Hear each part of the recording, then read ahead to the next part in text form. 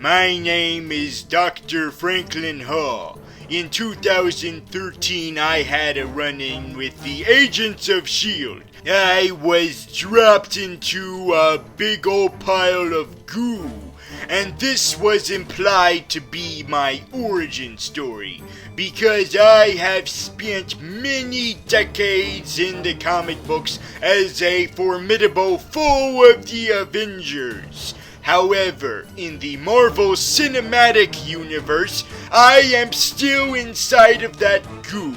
My permanently postponed vilification has caused me to be even more appreciative of those who were lucky enough to actually become villains. They have gone through a lot of trauma in their lives, and who knows what kinds of ramifications this will leave on their psyche.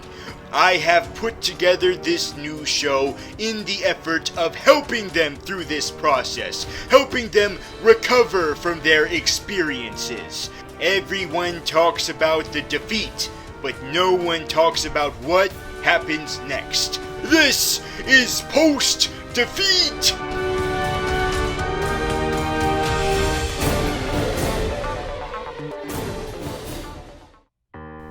It was once a fundamental for the superheroes to pair up in dynamic duos, side by side, in the line of duty. But why should the superheroes get all the fun? Supervillains could do that too. Unbreakable bonds that stood the test of time. There is nothing more inspiring than the bond between two accomplices in the line of supervillainy.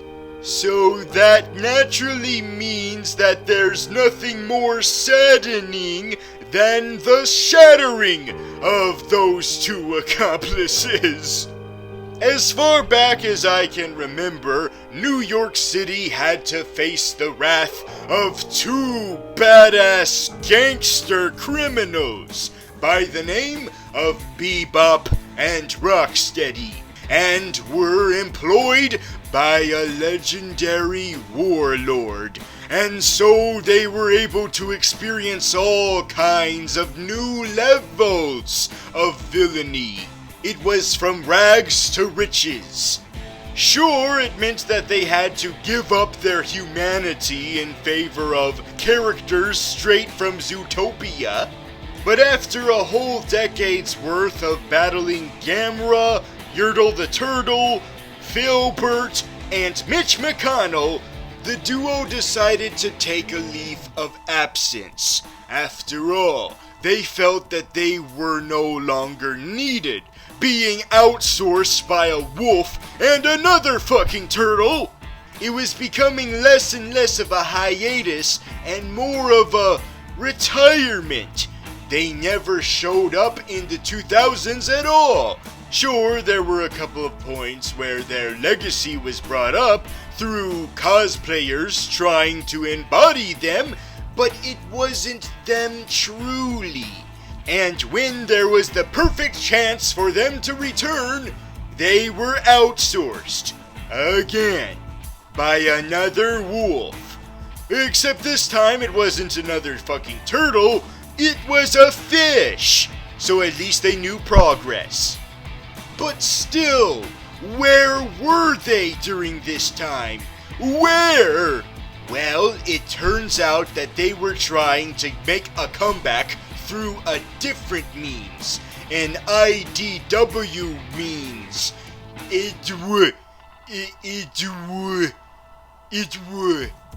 And even though they took a different route, they still got to their destination eventually, and showed up in the 2000 teens. Is that what we call them now? 2000 teens? 2001? I don't know. So now that they made an epic return, nothing was gonna stop them. Except for a huge bump in the road that resulted in a horrible falling out. Just awful. Just very, very messy. New York City wasn't the same after that. They want their lovable duo to get back together again, to beat their ass. So following the likes of other interview shows, I took it upon myself to attempt to bring the band back together. Maybe I could mend this relationship, but I had to take desperate measures to do it. This is how I orchestrated their reunion. Suey.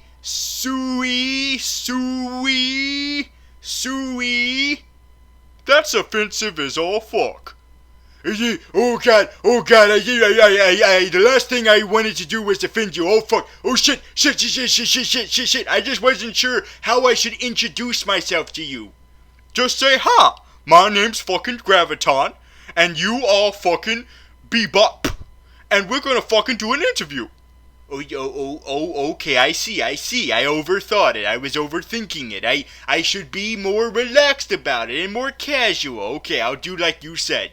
Hi, I'm fucking Graviton and you're fucking Bebop, and we're gonna do a fucking interview.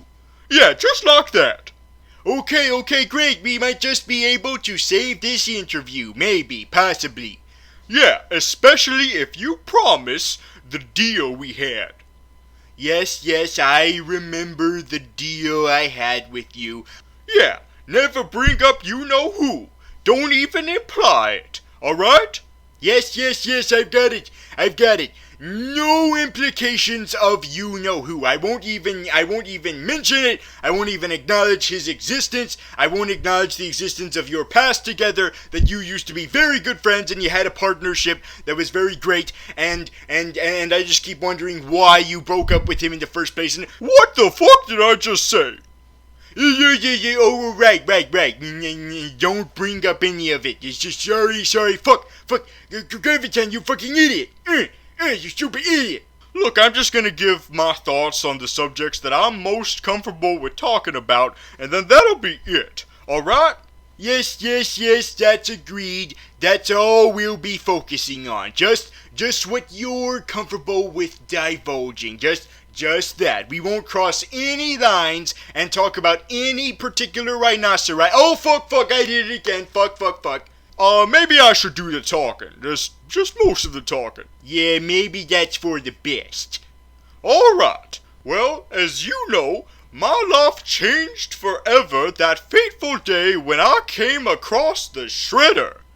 Yes, the Shredder. Yes, very notorious criminal mastermind of New York City.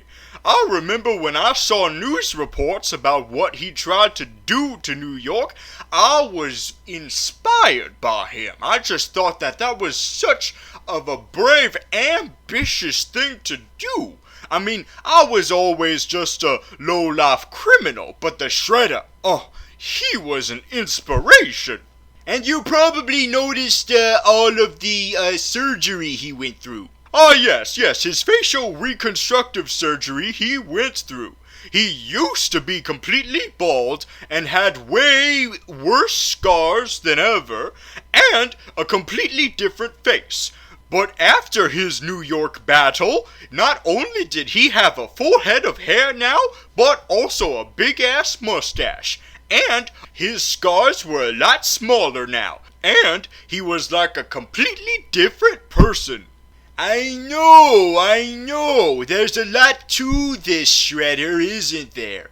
A lot to this mysterious figure. There's a lot of real-life people out there with a lot of mystery and lore around them, and nothing compares to Oroku Saki. There is a lot going on with this man. Is he an ancient warrior who was reincarnated into a modern man? Or is he just some bumbling dude who just refuses to wear a shirt? Or could he turn out to be an Utram the whole time? God, that's one of the only non-cool things the 2000s era did, was that. It's fucking M. Night Shyamalan bullshit right there. But what's important is that one thing holds true to the character. He was once good friends, even practically brothers, with Hamato Yoshi, before Hamato became Splinter, or had a rat that became Splinter, whichever one you prefer. So as long as they keep that tragedy intact, that he betrayed Hamato Yoshi, causing them to each go down their paths, that's all that matters. Wait, what's that? What's that? I'm forgetting about 2014? What happened in 2014? Oh, I forgot. Oh, fuck. Hamato Yoshi doesn't exist whatsoever. In fact, Orokusaki was almost out of the picture too, because Eric Sachs was going to be his replacement, who's practically the white version of Orokusaki, until there was a last-minute mandate that made Eric Sachs no longer the Shredder and just some generic dude who's practically there for no reason now, and the real Shredder is barely anything at all, really. But hey, you've survived apparent deaths before, whether it be being crushed to death and then being thrown into a landfill for God knows how long, and then destroying yourself stupidly right after you got an awesome power-up, and another resurrection that was implied but never seen. We've got a second chance for him to actually be a character now. And screw continuity. Or maybe he'll just be upstaged again, fuck if I know. At least have his rejection be more creative this time around. Like, I don't know, freezing him and putting him into an assortment of other characters to use for later movies that we will probably never see due to low box office. So you're aware of the New York events from 2014, but you didn't experience them firsthand, is that right? No, I only heard it from word of mouth on the streets, because I am a professional criminal. So professional that I got my ass in jail. Yes, I heard of that. It's such a great accomplishment. Such a high honor that's being given to supervillains is getting your ass arrested. But when it comes to the New York events of 2016, this year, you actually experienced those events firsthand, right? Yep. And that's how I came to know the Shredder personally, when I had the honors of sharing my prisoner transportation vehicle with the one and only Shredder. Well, you didn't just share it with him, of course. You also shared it with... Remember the agreement? I'm sorry. That's right. Never bring up you-know-who. Right. Now, I wanted to get into the nitty-gritty of this experience you had. From what I understand, something happened to the Shredder. He was teleported away from you guys. Yeah, apparently, it was thanks to one of his scientist friends. Yes, and that scientist had a huge impact on your life just a little bit later, right? Yeah, when I got reunited with Shredder. Shredder apparently went on a huge psychedelic drug trip where he saw this giant talking testicle with a big robot friend. Oh man, those must have been really intense drugs indeed. Did he tell you more about this experience? Like maybe he got some enlightenment from that. Oh yeah, he got a lot of enlightenment. In fact, so much enlightenment that it completely sidelined the event completely out of nowhere. I feel like they should have set that up more instead of doing that the fuck out of nowhere. But as soon as we went on a completely different direction, there was nowhere else to go but keep going forward that way. And so one of the things that he got from that talking testicle was purple ooze. Oh, Does this have to do with the green ooze from TCRI or TGRI, depending on whichever one you want to go with? Frankly, I don't remember which one came first, the chicken TCRI or the egg TGRI. It's so fucking confusing. Yeah, I know what you're talking about, and I know that it makes a whole lot of sense if this new purple ooze had something to do with that. Except it doesn't. It's completely new and has nothing to do with the green ooze. Wait, nothing at all? There just happens to be this other ooze that transforms beings into other types of beings. Yep, what the fuck are the odds? Oh, you holy fuck. So obviously, we have to address the elephant in the room. You idiot! Get your African animals right. No, I don't mean that. I mean the fact that this is what made you who you are today, that ooze. Yeah, it's what made me what I am today. And I know that there's a lot of people who have the tendency to feel sorry for me.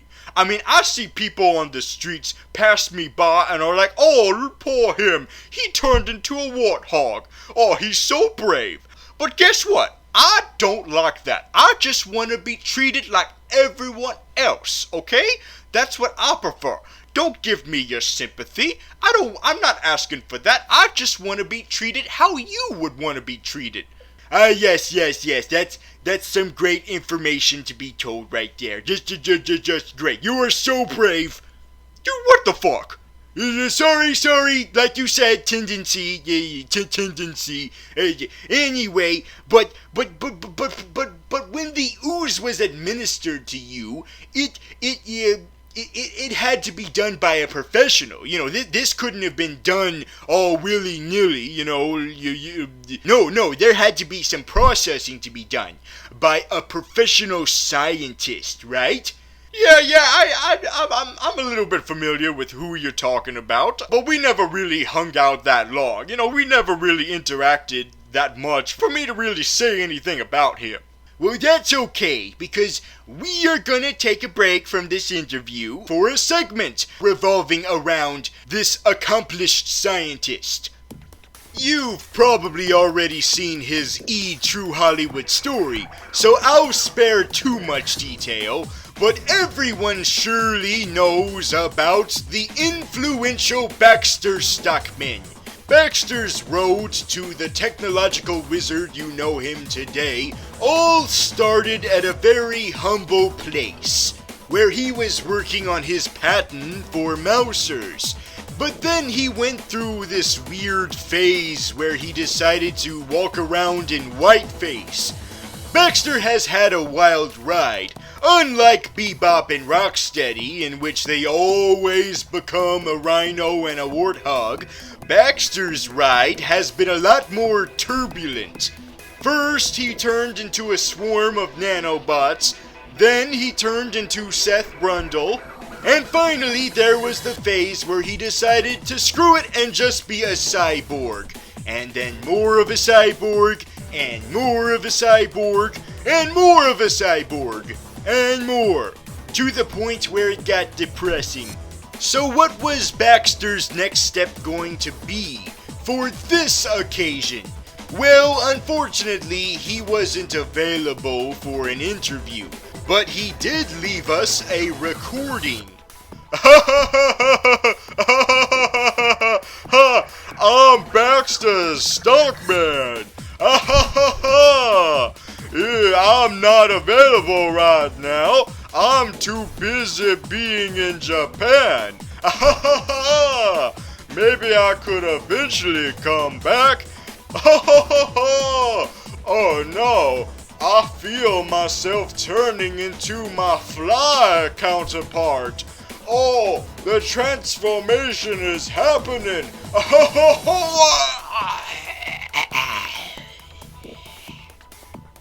Hi, I'm a fly now. I'm a fly and I'm also a woman now. I'm a fly woman, okay? I'm a proud fly woman, alright? Now get out of my house, okay? I'm about to have a book club with all the other old ladies, okay? I'm an old lady fly. You best get off of my property now.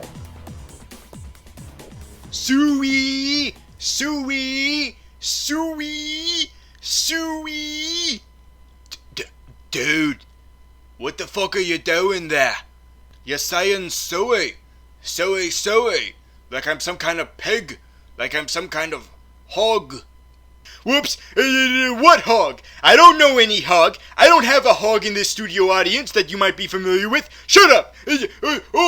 Anyway, hello, and welcome to the studio, Rocksteady. Aye, and just remember, I'm not a hog. I'm a rhino, dude. You got that, laddie? I don't know why you even said hog. I mean, what kind of person would say hog when they see a rhinoceros? Unless they're trying to bring up my past. And if they do bring up my past, that I tell them with a contractual agreement that I would beat them in the ass over. Remember that? I get what you're saying, Mr. Steady. I get it 100%. We are never going to discuss anything that you don't want to discuss. Alright, good. So I'll start at the beginning. When I was put into a transport system... Actually, we got that covered. You mean the interview already covered that? Oh, I guess my mind is not what it used to be. I wish I was an elephant instead of a bloody rhinoceros. Or maybe even a hippo. Hippos are way more dangerous than rhinoceroses. A lot of people don't know that. Okay, we're kind of getting a little bit off subject here, Rocksteady. Okay, I'll fill you in on where we are right now on this interview. We're at the part where you're helping Shredder with finding the alien parts. Yeah, that's right. He was helping the talking ovaries. You talking ovaries? Yeah, the talking ovaries. Well, I heard he was more of a testicle, but I guess I can see where you're coming from about talking ovaries. The point is that he needed 3 parts. 2 of the parts were conveniently in New York City. Very conveniently. Yeah, extremely conveniently. Like, as convenient as all fuck. But to be fair, at least the final piece was not in New York City. The 3rd piece of this alien contraption was in Brazil. Yeah, it was down in the rainforests. And so Shredder tasked me and someone who I will not name. He assigned the 2 of us to go down there and attain it. Yes, so how was your experience down in Brazil? Was it awesome as all fuck? No, of course not. There's the Zika virus, there's the political corruption, and not only did we have to deal with all the mosquitoes possibly giving us horrible Zika viruses, but we also had to deal with the Olympics. Now, get to the rainforest part. Oh, that's right. Me and you-know-who with a bloody tank. Yeah, I know. It's like you gave 0 fucks whatsoever. It's like, oh, screw showing how the fuck we got there and how the fuck we have a tank all of a sudden. Just go there, get your shit, and then get the fuck out. Yeah, but then we had to face something.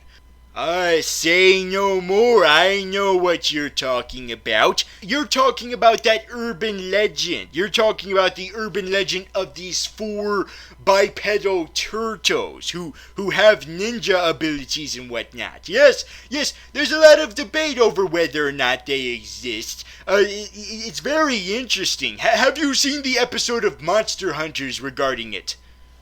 Boy, you're talking to a bloody rhino. What do you mean you don't believe in the Ninja Turtles? You reviewed the bloody 2014 film. You know they exist. Yeah, I know you know that I know they exist. I was just doing it for the sake of, theatricalness. Well, you can stop now. The show's over. Alright. Yes, I do know about the existence of the turtles. Way to take away all the mystique of them. Way to take the mysteriousness of them, the magic of it, and just be like, nope, they're real. Well, of course they're real. So real that I had a fight with them down the Amazon River and left them to die in a waterfall. They didn't die, they survived. And they went all the way back to New York. Let's just all go down to rainforest for a little bit of a scene, and then all fucking go back. Hey now, more respected films have done that, where they just decided, let's just fucking go to the other side of the world, and then come back, just for a small scene, just to come back. I mean, The Dark Knight did that. Yeah, but are you seriously comparing yourself to, The Dark Knight? No, I don't think we'd be that ambitious to do that. We're just trying to have a bloody good time, you know? We're not trying to do anything too complicated like back in 2014. We're just trying to have a good old fun time. Yeah. And much like most good fun times, it means that you don't have to make that much sense. I mean, you could make some sense to at least make it coherent, but if you want to just have a good time and not even devote that much to logic or sensical storytelling, then you know what, you do you. If that's the way you want to be, then fine. You know, you're not hurting anyone. I mean, you're hurting people who actually want to think. But anyway, go on. So now your employer, Mr. Shredder, has all 3 parts. Is that correct? Yeah, he had all 3 bloody parts. And do you know what he was gonna do with all those 3 parts? Oh, what? Is it something really exciting and shocking? Yes, it is. It's something so original and something you never seen before that will blow your mind with how you've never seen anything like it. A portal to another universe with alien ships coming out of it, infesting New York City. You do realize we saw that in 2012, right? And we had a different team of superheroes take care of that? Are you familiar with them? They begin with the letter A. One of them has only 1 big green dude instead of 4 big green dudes. One where the redhead actually is a redhead.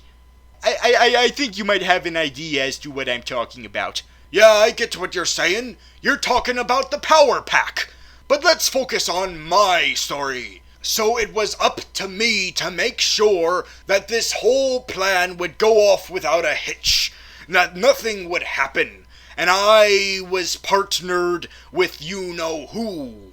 Yes, Karai. No, I'm not talking about Karai. Well, you should, because if we don't talk about Karai now, then we never will. Yeah, you're right. Karai didn't really do that much for us to really talk about. That's kind of a shame, isn't it? Yeah, I mean, she's so important in the lore that you would think she would have some bigger roles in these events, and yet she never seems to. She just stands around and is given orders from the Shredder. She never does her own individual thing. She never seems like her own character. She just seems like an extension of the Shredder, who himself doesn't seem like an actual character. Do you get what I'm saying?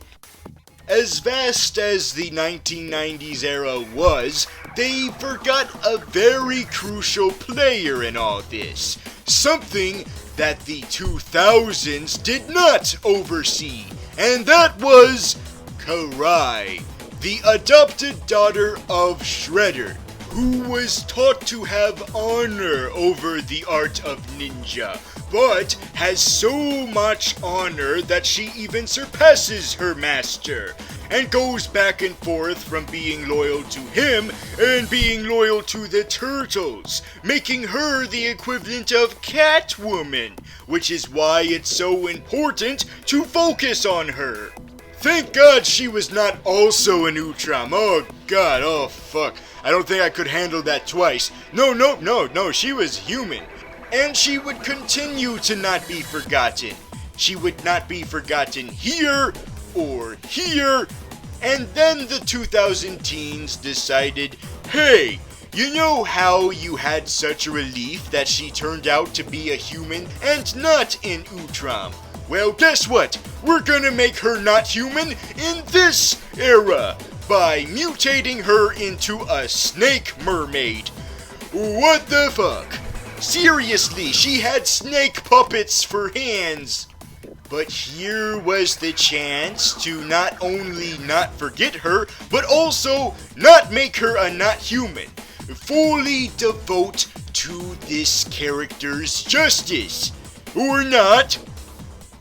You know, that segment is probably longer than the total amount of screen time she's had throughout both of these two events for both actresses. Dude, the things you're saying is way too hard for my little rhino mind to comprehend there, laddie. I mean, I'm having a hard time grasping this wall you're trying to break. It's the fourth one. Oh, 1, 2... Oh, it's just too much, laddie. I know. I'm sorry for interrupting your mentioning that you and a different individual were facing up against Casey Jones. Yeah, it was me and Casey Jones. Did you know that Casey Jones is a police officer now? Yeah, I heard of that. He's like a police guy now. I mean, it is a quicker way to get him more involved in the crime action, to do that. And it is something different. And, I'm always for doing stuff exciting and new with characters. And this is a bit of an unexpected route to go through. But it's interesting, and it's a way to get the police involved for a whole arc about how the turtles get to join forces with the police. How is that good for me, laddie? I've already got 2 separate groups wanting my ass. First, there's the law enforcement that's trying to arrest me. And then there's the bloody turtles. The only thing worse than that is if those 2 groups were to join forces against me, against my ass. Not just against your ass, but against another ass too. I told ya, laddie. I told ya I wasn't talking about you-know-who. Alright? I know you told me. I know you told me not to mention you-know-who. And I will keep to my promise. I will not mention you-know-who. I never will. Instead, I'm just going to reintroduce you to him. Wait, what? Rocksteady, I'd like to reunite you with your old partner. You bloody son of a bitch! Oh no, not this motherfucker! Aw, Graviton, I swear you're gonna get it! Not as much as you're gonna get this, you mofo! Oh god, what the fuck is happening? I'm putting you up there, laddie, because I'll deal with you later. First, I gotta deal with this big asshole. You wish my asshole was bigger than yours? Gentlemen, I am reuniting you guys for a reason, okay? You guys are the most perfect team. You guys work well like the perfect machine.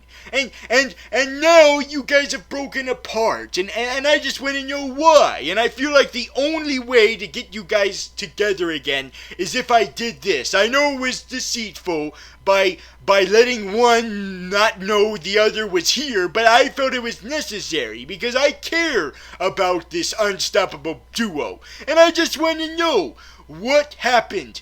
Was it these events that made you get against each other? Was it that grenade that you both took when Casey Jones ambushed you into that crate and made you guys explode?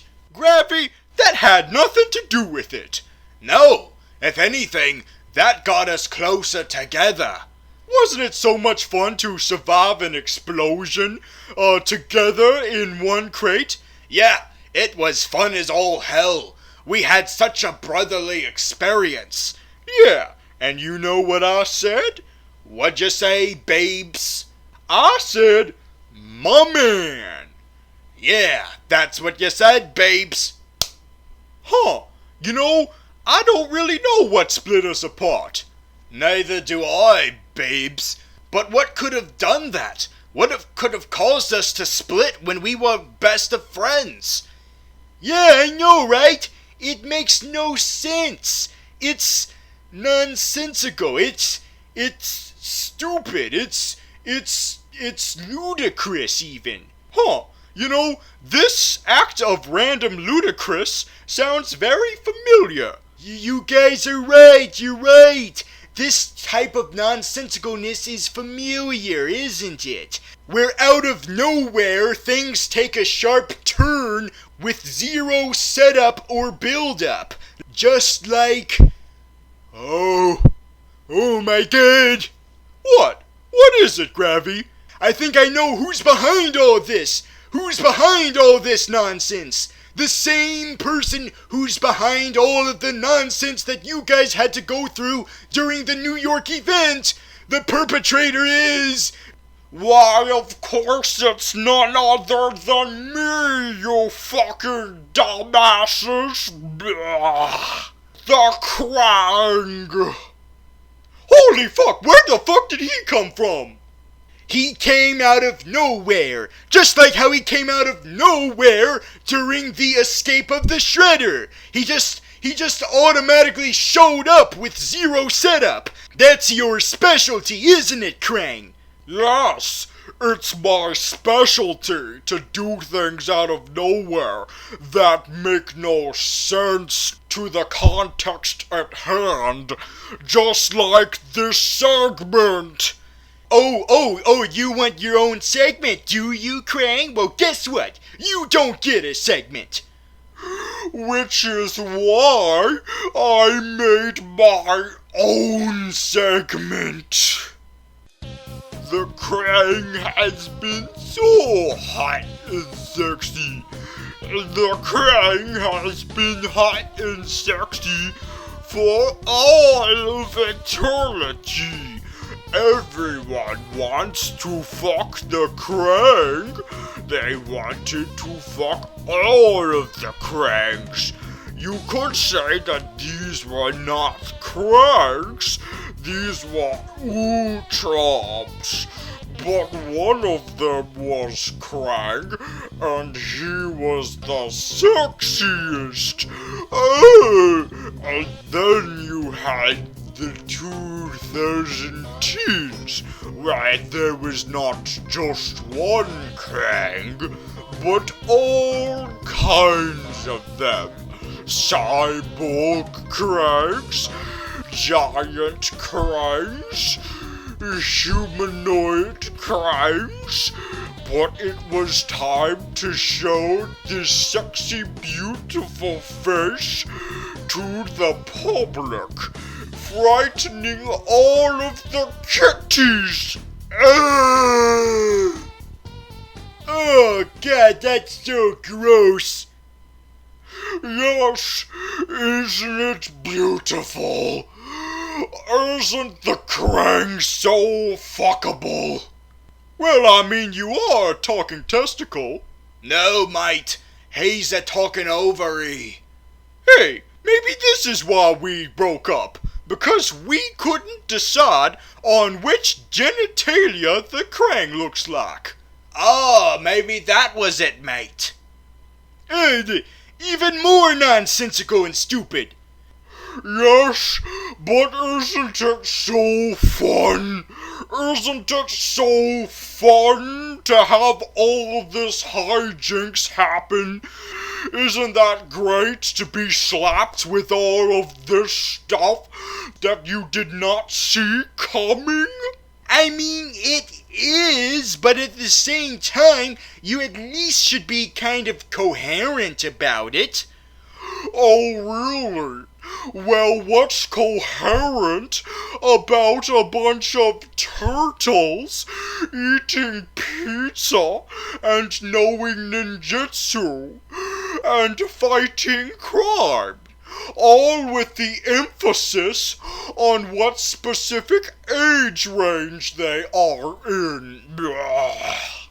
I can see where you're coming from on that, But the reason why the Ninja Turtles are so beloved and popular is because they took something that seems nonsensical and incoherent and made it sensical and coherent. They had it make sense, and that was the appeal, was that the characters and the story itself treated it seriously, but didn't take it too seriously. It met a balance. Whereas here, it's like you went from dark and making all sense in the first 2014 event, but when it came to this one, you decided, you know what? Maybe we made too much sense, and now let's just go to the other extreme, where there's all this stuff happening with zero setup whatsoever.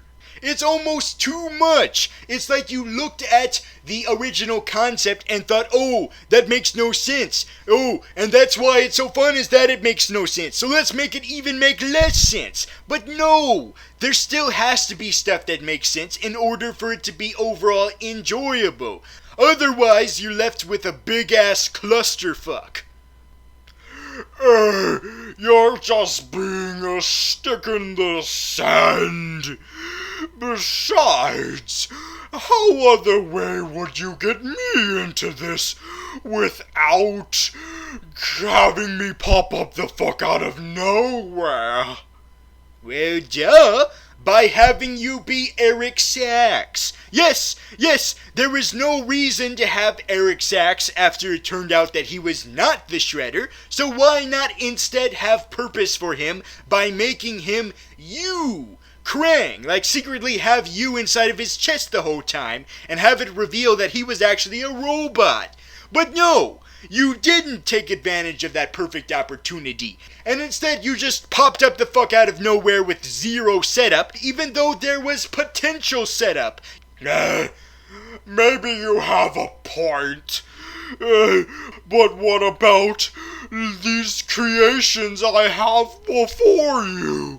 Bebop and Rocksteady. They could have easily been also the ooze. The original green ooze. Not this new random purple ooze with no explanation as to why they're a warthog and rhino. I mean, at least with the previous ooze, you had it that they came across a bunch of animals. But that would have been too much of a contrivance. Why not pull some science bullshit out of our ass and instead just make up that the humans are all descendants from different animals? Each human is a descendant from a different animal. Sure, that makes fucking sense. So one of them was descendant from a warthog and the other was a descendant from a rhino. There, that's your explanation. You know, I'm beginning to see where you're coming from.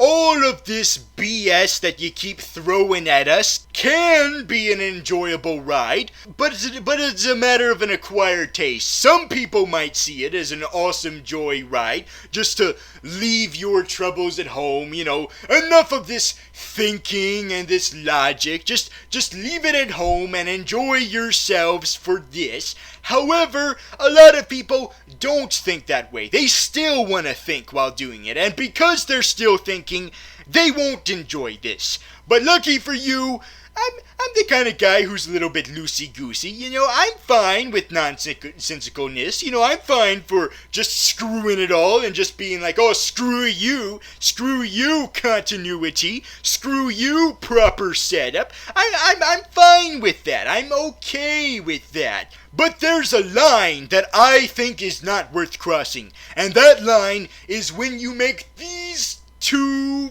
fantastic partners and pit against each other, okay? That is a line that I am not willing to cross, okay? Well, I'm sorry. I just thought that it would be a perfect addition of drama. Just like the drama of introducing to the turtles that they could become human, only for them to not become human. But you're setting up a cool story arc that we never actually get to see. Yes, but like you said, who gives a fuck about logic? A lot of people. And also the kind of people that might not like this because of that. So just keep in mind is that you might give a lot of people a lot of stuff to be enjoying about, but other people won't enjoy it. It's like with the events that my good friend Doomsday had to go through. I mean, some people probably like that, but I was the kind of person that didn't really enjoy it too much. But this kind of clusterfuck is the enjoyable type of clusterfuck for me personally. But not to the point where these guys have to split up. Well, too bad. There's nothing you can do with it. This franchise will forever be this nonsensical now. There's no point in going back to logic now. You just have to keep going down this route of dickery. Just constant fuckery. I guess you're right. Depending on box office returns, though, and I don't know, man. It's looking a little bit iffy for you guys. Hey, babes. Yeah, Rocco? I think the little bald dude has a point. I think our days are numbered, which means we should enjoy it while they still last. We shouldn't waste it fighting for reasons that are all bullshit. Yeah, you're right. We shouldn't waste it being enemies. We should waste it being the best of buddies again. And do you know what that means? What does it mean, babes? You are my man. Oh, they did the fist bump. Yay! They're best of friends again. What are you guys gonna do now that you're reunited as friends again? Well, for starters, we are gonna let bygones be bygones. Yeah, it doesn't matter what genitalia this little alien dude looks like. Yeah, it doesn't matter whatsoever. What matters is that we fix it. Fix it? What do you mean by that? I mean that since I believe that you are ovaries, I'm gonna make sure that you get spayed. And I'm gonna make sure that you get neutered. Yeah, you're gonna be spayed and neutered at the same time, lass. Stay away! No! Let me be free! No! Just stay away! Stay away from your sharp utensils!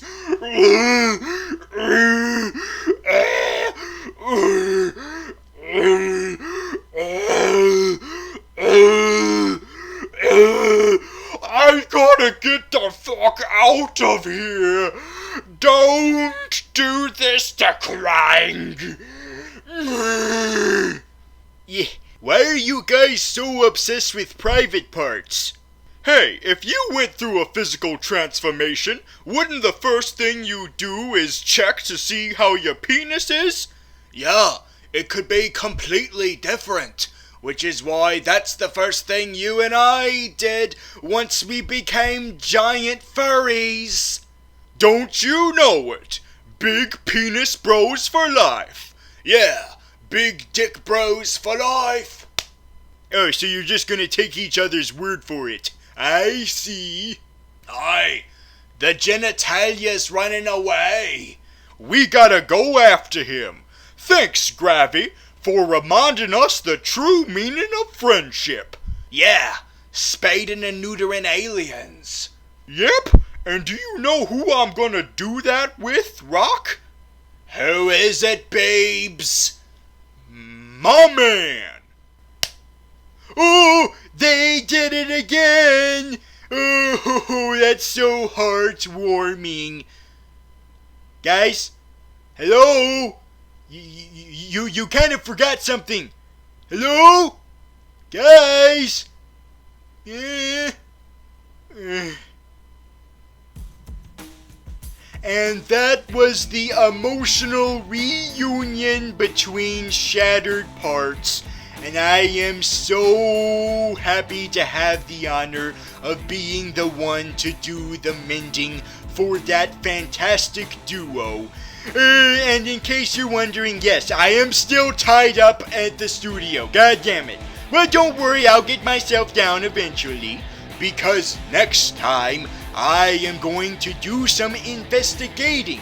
There is an associate of mine who I have done a lot of collaborations with involving movie reviews, but as of late, she hasn't been returning my calls. And what's even more eerie is that this might be connected to all of the recent disappearances going on. A lot of supervillains have been vanishing by the boatloads, and is she one of them? Ugh, what's going on here? I am going to get to the bottom of this next time.